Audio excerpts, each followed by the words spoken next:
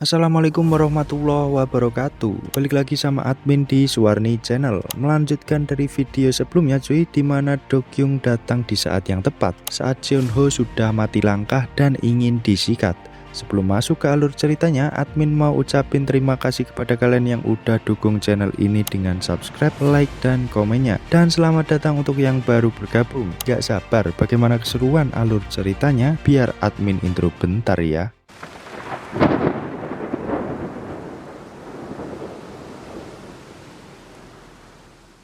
Beberapa hari sebelum kedatangan Sogo, terlihat scene di mana Dokyung palsu sedang menelaah dokumen terkait Oyama Gumi yang akan datang cuy. Di sini Jinwoo yang berkata kepada Dokyung, cuy, kau harus menghindari Oyama Sogo kali ini. Akan berbahaya jika dia tahu kalau kau bukan Dokyung. Dokyung menjawab saran dari Jinwoo dengan berkata, kau benar, kali ini aku akan menghindarinya. Terlalu berbahaya jika dia tahu identitasku. Dokyung kemudian menambahkan dengan berkata, kenapa tiba-tiba Oyama menanyakan keadaan Dokyung? Pasti ada seseorang yang membocorkan informasinya. Jinwoo menanggapi dengan berkata, seseorang maksudmu?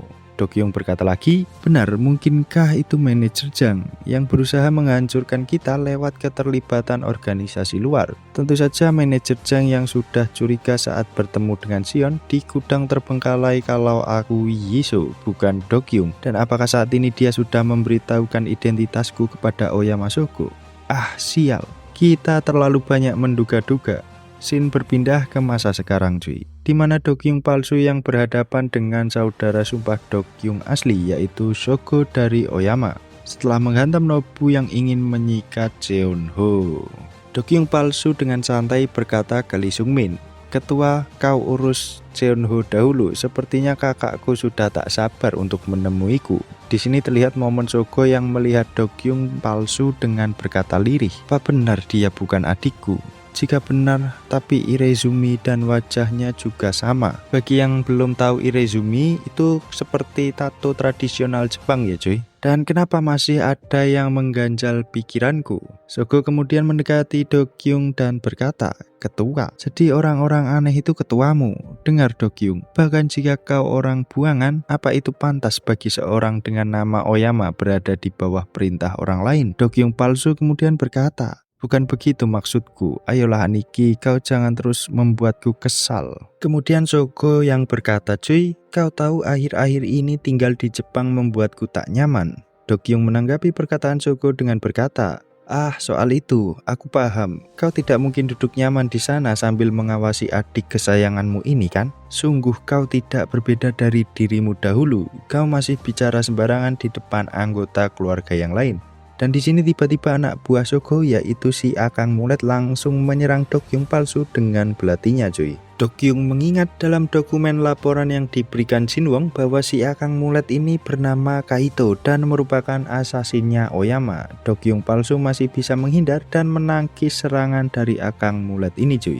Di sela-sela menahan serangan dari anak buah Sogo ini, Dokyung palsu bertanya dalam hatinya, apa maksudnya ini? Apa dia tidak peduli bahwa aku ini Dokyung asli atau bukan? Atau memang dia mencurigaiku sejak awal?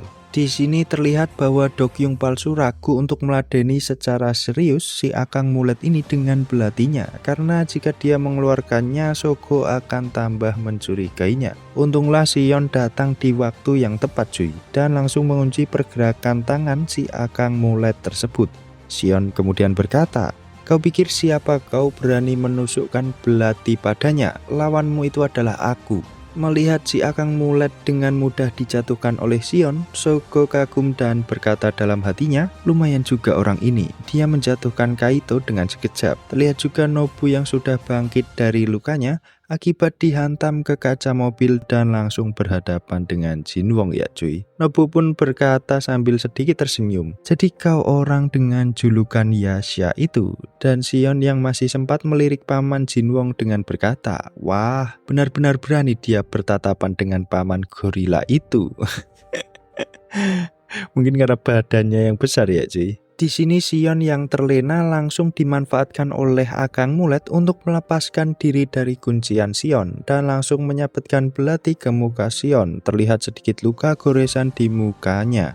Sion juga kagum kenekatan si Akang Mulet untuk bisa lolos dari kunciannya sampai mengorbankan lengannya cuy. Di sela-sela pertarungan antar anak buah ini, Dokyung palsu mengeluarkan korek sebagai kebiasaannya ya cuy. Dan terlihat ekspresi Shogo yang heran. Saat Akang Mulet ini ingin melanjutkan serangannya, tiba-tiba Shogo menghentikannya dengan berkata, "Dah cukup Kaito, kau bisa berhenti, dan kau Dokyung kau juga bisa berhenti. Kau tahu aku hanya sedikit bercanda karena aku sudah lama tak bertemu denganmu. Dan ngomong-ngomong, apa kau memiliki rokok? Aku datang langsung ke sini jadi aku tidak membeli rokok." Dokyung kemudian memberikan sebatang rokoknya cuy, dan saat ingin membantu menyalakan rokok tersebut, Shogo kemudian berkata, "Sebenarnya aku tidak pernah merokok. Ini buruk bagi kesehatan kan?" Dokyung palsu menjawab, "Cuy, apa sebenarnya maksudmu Aniki?" Shogo kemudian berkata lagi, "Biar ku beritahu sesuatu, Dokyung tidak akan pernah mengeluarkan korek itu di hadapanku. Siapa kau?" "Setiap tindakan Dokyung aku sangat tahu karena aku sangat membencinya. Tapi tetap saja aku memujimu Baek Dokyung palsu." Sambil berjalan meninggalkan Taesan, Shogo hampir lupa terhadap Sungmin dan berkata, Aku hampir kelupaan, setidaknya kau tetaplah ketua organisasi. Aku harus berpamitan denganmu," sambil menyodorkan tangan kirinya cuy. Di sini Sungmin menyambutnya, namun dalam hati kecilnya bertanya, kenapa dia menggunakan tangan kirinya? Apa hal ini biasa di Jepang? Tanpa berpikir panjang lagi, Sungmin menyambut tangan Shogo tersebut. Namun bukan salam perpisahan yang hangat oleh Shogo. Shogo malah menyeret tangan Sungmin ke permukaan mobil dan seret, jari kelingking Sungmin dipotongnya cuy. Lanjut, Sungmin berteriak kesakitan cuy, dan terlihat Jeonho, Jinwon, Dokyung dan juga Sion yang kaget atas tindakan tersebut. Shogo kemudian berkata, "Ini adalah permintaan maaf yang cukup sopan Tuan Ketua. Kau mencoba melawan kami dan inilah caramu untuk membayar kami," sambil mengambil kelingking Sungmin ini dengan sapu tangannya cuy. Di sini terlihat Dokyung yang memendam amarahnya kepada Shogo dan Sion yang tinggal nunggu perintah untuk menghabisi Oyama. Berbeda dengan yang lain, Jeonho, pengawal setia Tuan Muda Sungmin, tak bisa membungkam mulutnya atas kelakuan Shogo dengan berteriak, "Oyama!"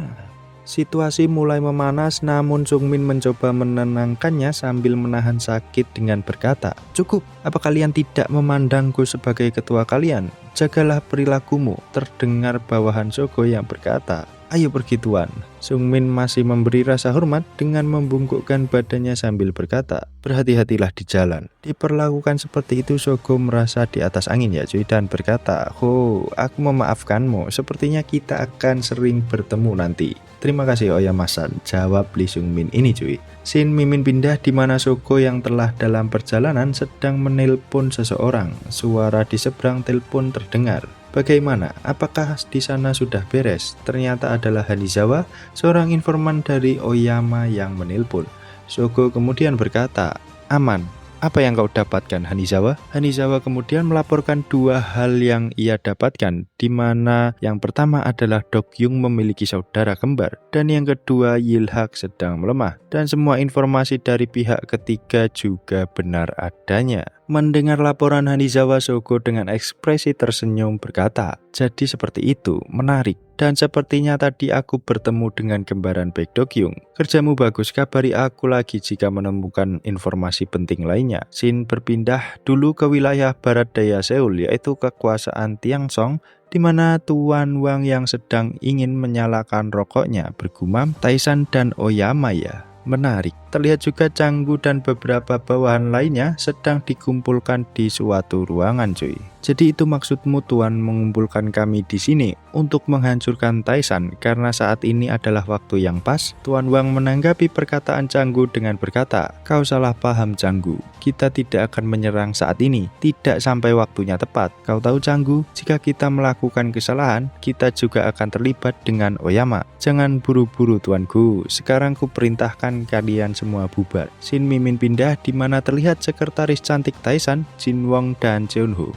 di mana sekretaris Taishan ini sedang menelaah surat yang dikirimkan oleh Oyama Shogo bahwa Taishan akan diambil alih oleh Oyama. Kok main ambil alih seenaknya? Gini cuy, mungkin karena Dokyung ini kan saudara sumpahnya Shogo, dan Shogo yang mengetahui ternyata Dokyung yang ia temui palsu. Jadi Shogo berpikiran Oyama lah yang pantas memimpin Taishan. Bisa dipahami ya cuy? Lanjut. Tak hanya itu, Oyama mengirimkan sebuah hadiah dibungkus kardus kecil, dan saat dibuka sekretaris Taishan ini kaget cuy, dan Jeonho yang ingin melihat apa yang dikirimkan oleh Oyama. Jeonho semakin geram dibuatnya karena bingkisan tersebut adalah potongan jari kelingking tuan muda Yilhak. Scene pindah ke sebuah gedung di mana Dokyung asli ini dirawat cuy. Terlihat Yisoo atau Dokyung palsu yang mengunjungi bek Dokyung. Sambil memegang korek Dokyung, Yisoo berkata, "Di mana letak kesalahanku? Apa arti korek ini sebenarnya? Dan maafkan aku kak, aku tak bisa menjaga Taishan dengan baik." Sambil mengembalikan korek Dokyung, Yisoo berkata lagi, "Cukup, aku akan melakukannya dengan caraku." Di sini terlihat Dokyung palsu yang sudah kembali ke mode Yisoo-nya dengan seragam ala-ala militer, dan Sion yang telah menunggu di luar dengan berkata, "Kau baik-baik saja ketua?"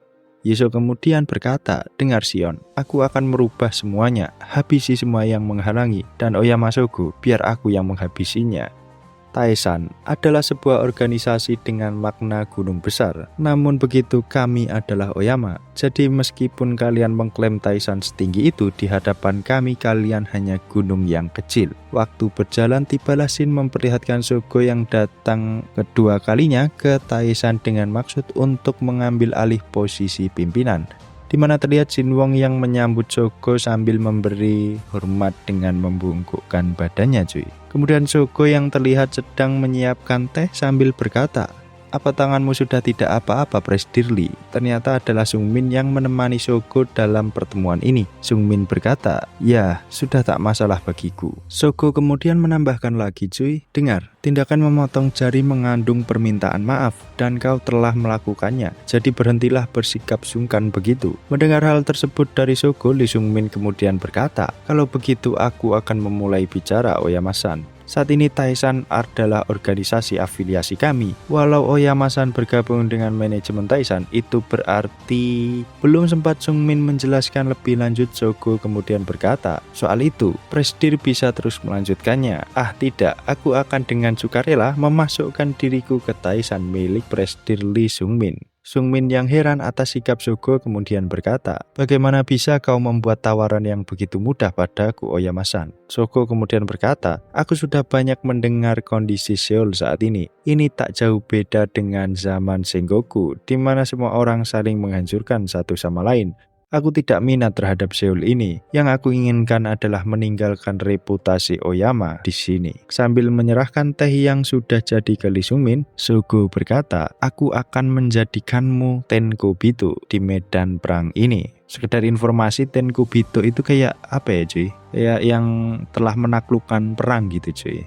Lanjut, Sungmin meneguk teh yang ada di depannya dan berkata, "Tenkobito ya, sungguh menyentuh. Tapi Oyama-san, kau jangan salah menilai. Dunia yang kita jalani di sini tak semudah apa yang kau kira." Sambil ketawa dengan penuh maksud tersirat, Shogo berkata, "Aku paham maksudmu, Presdir.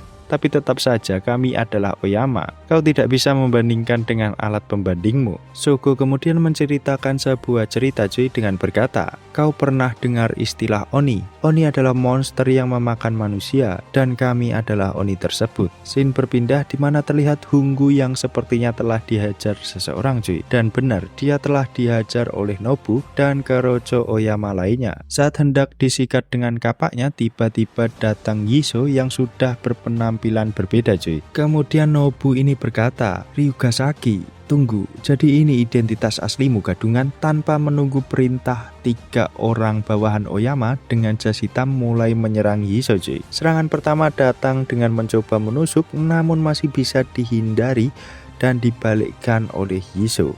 Setelah beres, Yisoo langsung melempar belatinya dan langsung mengenai bawahan Oyama ini. 2 orang tumbang dengan mudah, tersisa 1 Kroco yang mulai menyerang. Tapi bisa dihindari lagi oleh Yisoo dan langsung menyikut mukanya cuy. Easy lah cuy ya, Kroco mah. Lanjut. Tersisa satu, yaitu Nobu dengan senjata kapaknya langsung menyerang Yisho dengan serangan mendatar. Yisho menghindar dengan membungkukkan badannya dan langsung mengambil belati yang tertancap di kepala Krojo Oyama cuy. Kali ini duel senjata antar belati dan kapak dimulai. Nobu kemudian menyerang melalui sisi bawah cuy, membuat Yisho terseret ke belakang. Nobu ini kemudian berkata, lumayan juga kau. Setelah itu Nobu ini menyerang dengan brutal, mengayunkan kapaknya ke sana kemari, dan Yisho yang hanya bisa menghindar. Saat sudah terpojok, Nobu telah siap menghantamkan kapaknya ke arah Yisho, namun belum sempat mengayunkan Yisho dengan kecepatan menahan lengan Nobu dan dengan belatinya menyayat perut Nobu cuy. Nobu masih bisa bertahan, kali ini Nobu mengeluarkan kapak satunya dan mencoba memenggal kepala Yisho namun tidak kena dan langsung meninjunya cuy. Belum selesai, Yisho dengan kecepatannya menyerang perut Nobu lagi. Kali ini Nobu yang terjatuh dan Yisho yang berkata, kau hanya mengandalkan kekuatanmu saja. Bagaimana? Kau ingin melanjutkan pertarungan ini? Badas, keren sih cuy ini mah. Di sepanjang cerita kali ini dipenuhi dengan momen-momen menegangkan tentunya ya. Mungkin sampai sini dulu aja Mimin menemani kalian. Tunggu keseruan alur ceritanya hanya di Suwarni Channel. Akhir kata Mimin pamit undur diri dan jangan lupa cuy, minum susu setiap hari. Bye.